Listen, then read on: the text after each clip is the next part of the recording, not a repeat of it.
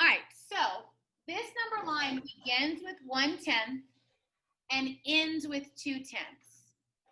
So that means we have all this space in between 2/10 numbers.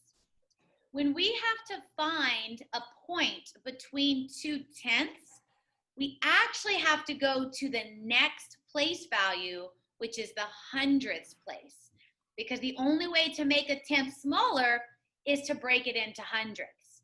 And so what we're going to do here is we're actually going to add a 0 to this 1/10 right here. And so it's going to become 10 hundredths, which is the same as 1/10. So it's basically like saying 1 dime or 10 cents. Same value, we're just saying it in a different way, okay? So then we're gonna come over here to this one, and instead of 2/10, so instead of saying 2 dimes, we're gonna say 20 hundredths, which is kind of like saying 20 cents. So again, same value, we're just naming it differently. Now that we have it shown as hundredths here, it's a lot easier for us to break it apart and split it into smaller pieces. So that means that each of these little lines in between here represent 1/100th. So 1/100th more than 10 hundredths is 11 hundredths.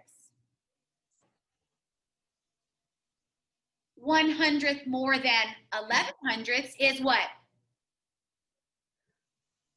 12 hundredths. Yes, 12 hundredths. Very good.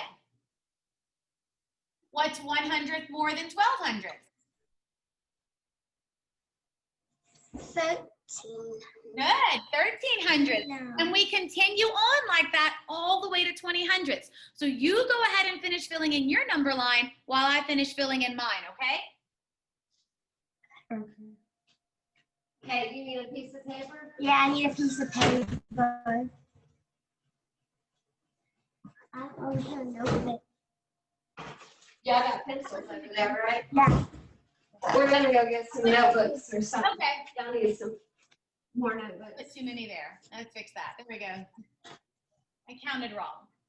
You're right. Okay, and I have mine staggered just because I didn't have enough room to squeeze them all in one line.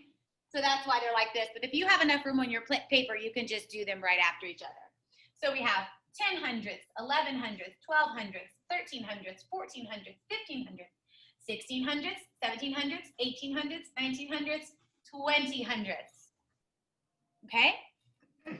Now, this is what I suggest you always do when you have a number line. Before you worry about trying to figure out what your answer is, go in and label each of those little marks on the number line. And that will help you a lot more than just trying to guess where that number is or where that point is. Okay? So then that way, let's say that the point is here and it's point P.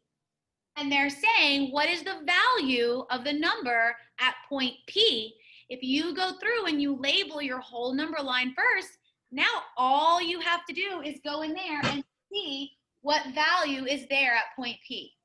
And so we can say that point P equals 14 hundredths. Does that make a little more sense? And I'll just write it. While you're finishing that one, I'm going to put another number line here, and we're going to try one more together. Okay. And I'll do it in blue so it looks different.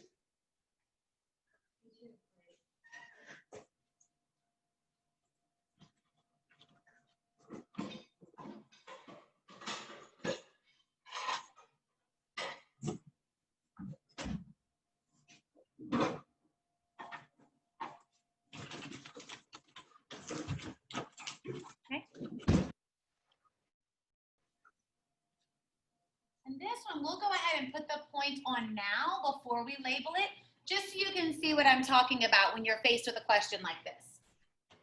So we're going to put that as point C for Crawford. All right. So again, we're looking here and we see that the beginning and end points of my number line are both tenths numbers. Remember, the only way to make a tenth smaller is to break it into hundredths.